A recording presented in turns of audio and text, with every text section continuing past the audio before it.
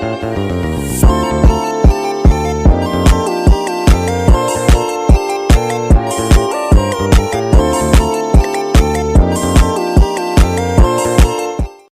teman-teman, bertemu lagi dengan saya Rori Jelikarani Brubarus.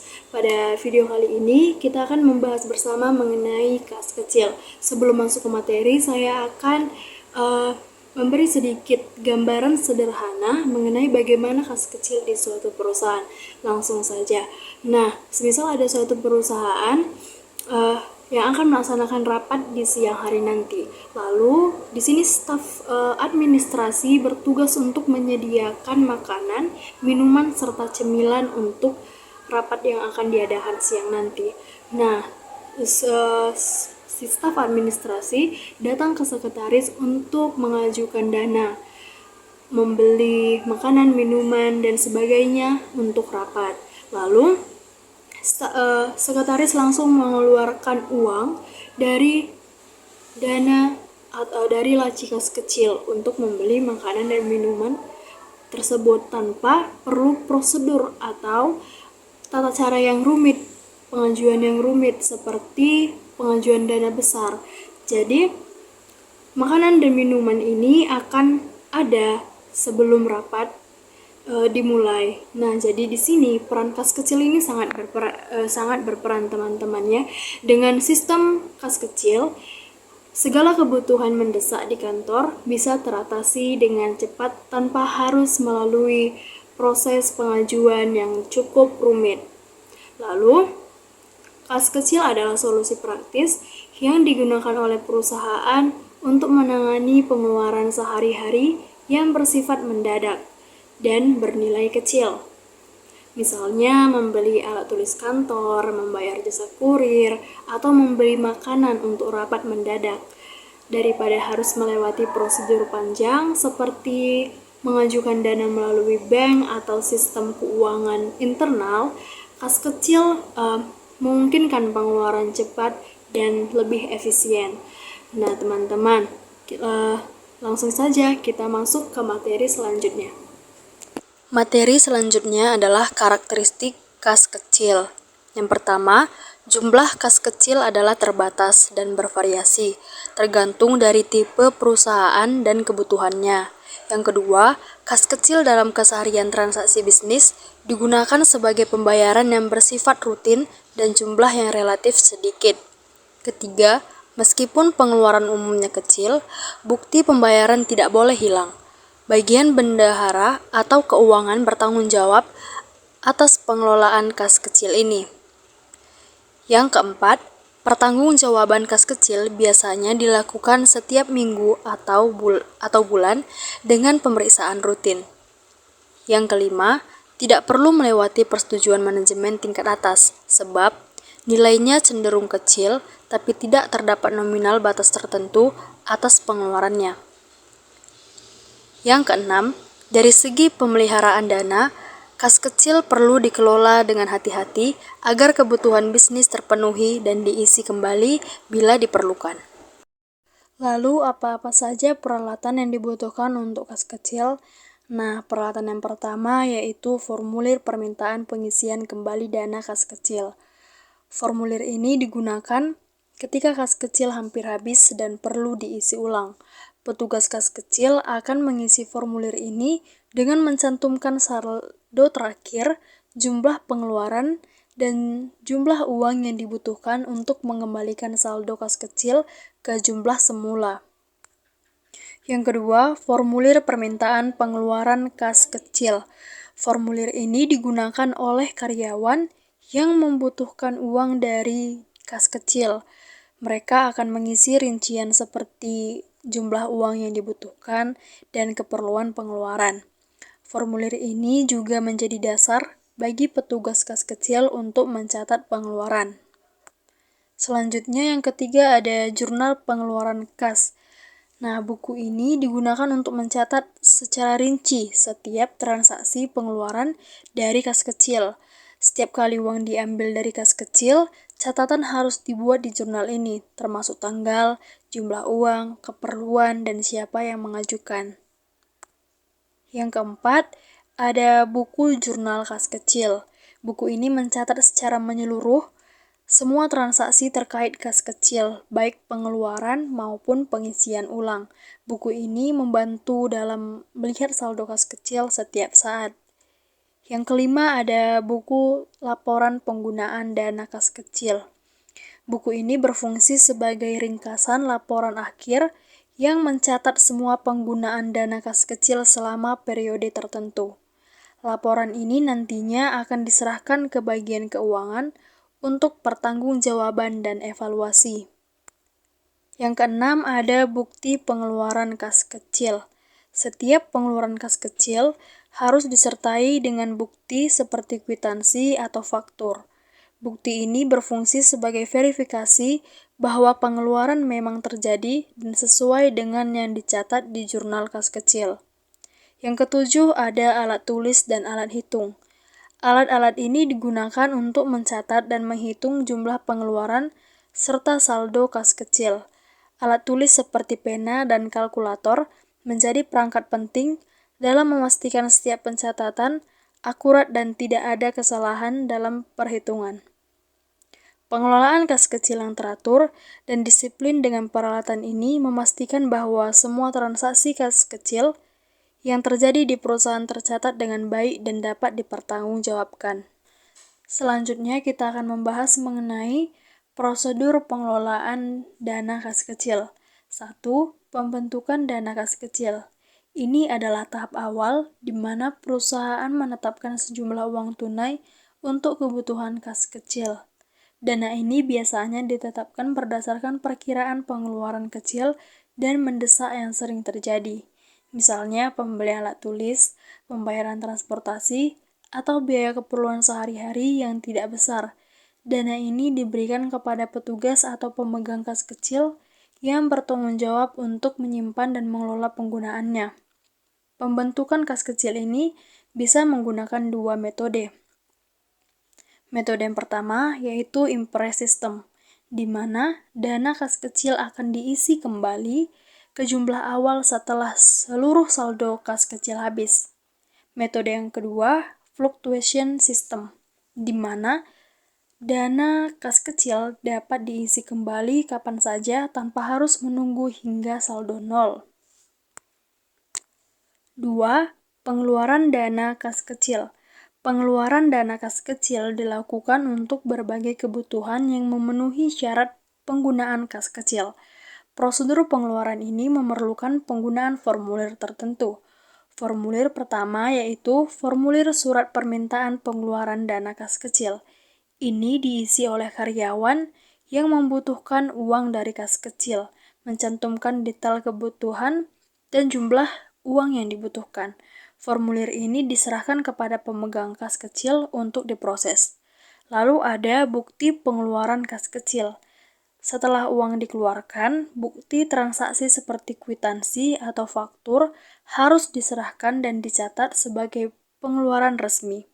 Setiap transaksi harus tercatat dalam jurnal pengeluaran kas kecil oleh pemegang kas kecil. Ada dua pihak utama yang terlibat dalam proses ini, yaitu pemakai dana kas kecil. Ia adalah orang yang mengajukan permintaan dan menggunakan dana untuk keperluan tertentu. Mereka bertanggung jawab untuk memberikan bukti pengeluaran yang sah. Lalu ada pemegang dana kas kecil. Orang yang bertanggung jawab atas pengelolaan kas kecil, menyimpan uang, mencatat setiap pengeluaran, dan memastikan bukti transaksi diterima dan dicatat dengan benar. Prosedur yang ketiga adalah pengisian kembali dana kas kecil. Ketika saldo kas hampir habis atau mencapai batas minimum, pemegang kas kecil harus meminta pengisian ulang kepada bagian keuangan perusahaan. Proses ini melibatkan penyusunan laporan penggunaan dana kas kecil yang mencangkup semua transaksi yang telah dilakukan beserta bukti-bukti pengeluaran yang dilampirkan. Setelah laporan diverifikasi dan disetujui oleh bagian keuangan, dana kas kecil akan diisi ulang sesuai kebutuhan agar jumlahnya kembali ke angka semula. Pengelolaan dana kas kecil Dengan prosedur yang tepat memastikan bahwa setiap pengeluaran tercatat secara akurat dan dapat dipertanggungjawabkan, serta menjaga arus kas operasional kecil tetap lancar tanpa mengganggu sistem keuangan utama perusahaan. Selanjutnya, mari kita telusuri apa saja fungsi kas kecil dan tujuan pembentukan dana kas kecil yang dapat mendukung berjalannya pengoperasian bisnis. Yang pertama, pembayaran peralatan. Biaya persediaan peralatan cenderung mengambil anggaran dari kas kecil. Jika diperlukan pembelian persediaan kantor, maka bisa ditangani dengan segera. Transaksi pembayaran juga akan tercatat akurat pada pembukuan yang terpisah. Yang kedua, dana darurat perusahaan. Terkadang bisnis dihadapkan pada keperluan dana cepat untuk pembiayaan yang mendadak. Bila pengajuan ke bagian keuangan tentu akan membutuhkan waktu dan melewati beberapa proses. Salah satu tujuan pembentukan dana kas kecil yaitu bisa membantu mengatasi situasi tersebut, mendapatkan akses dana cepat dan masalah segera teratasi. Lalu, memudahkan pencatatan akuntan. Kas kecil juga berfungsi membantu meringankan tugas dari akuntan, sebab kita mengetahui bahwa tugas para akuntan cukuplah berat, mulai dari menganalisa hingga membuat laporan pada periode tertentu. Pembukuan kas kecil membuat sebagian pekerjaan jadi lebih gampang. Kita tinggal menganalisis dan meringkas data transaksi. Selanjutnya, mencegah kekeliruan pengalokasian dana. Cegah pengalokasian dana tidak efisien dengan membedakan batasan pengeluaran besar dan kecil, menghindari pengalokasian dana besar yang perlu melewati tingkat manajemen atas. Mutasi dana kas kecil. Mutasi atau perubahan kas pada dasarnya terjadi akibat adanya penerimaan dan pengeluaran dana. Dana kas kecil diterima dari kas umum dan dikeluarkan melalui bagian-bagian pemakaian dana. Dalam sistem kas kecil, terdapat 3 jenis transaksi yang menyebabkan mutasi atau perubahan pada saldo kas. Yang pertama, transaksi pembentukan dana kas kecil. Ini adalah transaksi awal di mana sejumlah uang ditetapkan untuk kas kecil. Dana ini biasanya disiapkan untuk menutupi biaya-biaya operasional kecil dan mendesak yang tidak praktis jika harus menggunakan proses pembayaran utama. 2. Transaksi pemakaian dana kas kecil. Saat dana kas kecil digunakan untuk keperluan tertentu, misalnya membeli perlengkapan kantor, membayar transportasi, atau konsumsi kecil, terjadi pengurangan saldo kas kecil. Setiap pemakaian harus dicatat secara rinci untuk memastikan kejelasan pengeluaran. 3. Transaksi pengisian kembali dana kas kecil. Jika saldo kas kecil sudah menipis, perusahaan akan melakukan pengisian kembali berdasarkan pengeluaran yang telah terjadi. Pengisian ini bertujuan untuk mengembalikan saldo kas kecil ke jumlah awalnya, sehingga kasir tetap memiliki dana yang cukup untuk memenuhi kebutuhan kecil yang mendesak. Ketiga jenis transaksi ini memastikan bahwa kas kecil tetap tersedia dan terkontrol dengan baik, serta memudahkan pelacakan pengeluaran operasional harian yang kecil. Berikutnya, kita akan membahas mengenai dokumen-dokumen atau bukti pengelolaan dana kas kecil. Dokumen yang pertama yaitu dokumen bukti penerimaan kas kecil. Digunakan sebagai tanda terima saat dana kas kecil dibentuk atau ada tambahan kas kecil. Ini mencatat penerimaan dana awal dan memastikan jumlahnya sesuai dengan yang diterima kasir. Yang kedua, dokumen bukti pengeluaran kas kecil. Digunakan untuk mencatat setiap pengeluaran dari kas kecil. Bukti ini mencangkup detail tentang tanggal, jumlah uang, dan keperluan penggunaan dana kas kecil. 3. Ada bukti kas keluar atau BKK. Dokumen ini merupakan bukti resmi untuk mencatat setiap dana keluar dari kas utama untuk kas kecil. Biasanya dilampirkan saat perusahaan mengeluarkan dana atau mengisi kembali kas kecil. 4. Ada permintaan pengeluaran kas kecil atau PPKK. Dokumen ini dibuat oleh pihak yang membutuhkan dana untuk keperluan tertentu. Permintaan ini diverifikasi dan disetujui sebelum dana kas kecil dikeluarkan. 5. Ada bukti pengeluaran kas kecil atau BPKK. Bukti ini Digunakan untuk mendokumentasikan setiap transaksi pengeluaran dari kas kecil. Biasanya dilengkapi dengan tanda tangan pihak yang menerima uang dan rincian pengeluaran. 6. Ada permintaan pengisian kembali kas kecil atau PPKKK. Dokumen ini dibuat oleh bagian kas kecil untuk meminta pengisian kembali kas kecil ketika saldo menipis. PPKKK ini berfungsi sebagai dasar pengeluaran dana tambahan untuk kas kecil dan membantu menjaga agar saldo tetap sesuai dengan kebijakan perusahaan. Dokumen ini membantu menjaga transparansi, akurasi, dan kontrol atas dana kas kecil dalam perusahaan. Materi selanjutnya adalah metode pencatatan kas kecil. Metode yang pertama adalah metode sistem dana tetap. Metode sistem dana tetap merupakan metode pembukuan kas kecil di mana rekening kas kecil jumlahnya selalu tetap. Ciri-ciri penerapan metode dana tetap pada kas kecil adalah sebagai berikut. 1. Pengelola kas kecil mengumpulkan bukti-bukti pengeluaran yang telah dilakukan sesuai dengan wewenangnya. Dengan bukti-bukti tersebut, pengelola kas kecil meminta penggantian kepada kasir kas umum. Yang kedua, penggantian dana kas kecil dilakukan dengan penarikan cek yang sama jumlahnya dengan dana kas kecil yang sudah dikeluarkan, sehingga dana kas kecil selalu tersedia kembali. 3. Pada saat dilakukan pergantian dana kas kecil, bukti-bukti pengeluaran kas kecil dicatat dengan jurnal pengeluaran kas sebagai pengeluaran kas kecil. Metode yang kedua adalah metode dana tidak tetap. Metode sistem dana tidak tetap ini merupakan metode pembukuan kas kecil di mana rekening kas kecil jumlahnya tidak selalu tetap. Ciri-ciri penerapan metode dana tidak tetap adalah setiap pengeluaran kas kecil, pemegang petty cash langsung mencatatnya. Dalam metode dana tidak tetap atau fluktuatif, pemakaian kas kecil oleh kasir kas kecil dicatat dalam bentuk jurnal formal sehingga buku kas kecil dapat digunakan sebagai dasar pencatatan dalam buku besar. Dana kas kecil tidak ditentukan dalam jumlah yang tetap, sehingga jumlah penggantian dana kas kecil atau pengisian kembali tidak harus sama dengan jumlah yang telah dikeluarkan.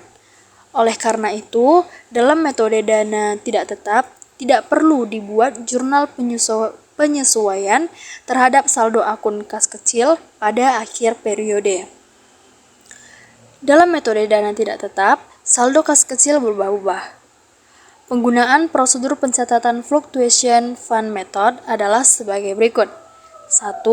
Pada saat pembentukan dana kas kecil, akan dilakukan pencatatan dengan mendebet kas kecil, mengkredit kas.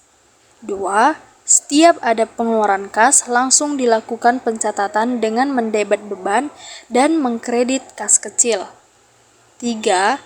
Pengisian kembali dapat dilakukan sebagai jumlah yang sama, lebih besar atau lebih kecil daripada saat pembentukan tanpa memperhatikan berapa kas kecil yang sudah dikeluarkan. Sekian dari video pembelajaran saya. Mohon maaf apabila terdapat kesalahan atau masih banyaknya kekurangan dalam pemaparan saya. Saya berharap video ini dapat bermanfaat bagi kita semua. Sekian dari saya. Terima kasih.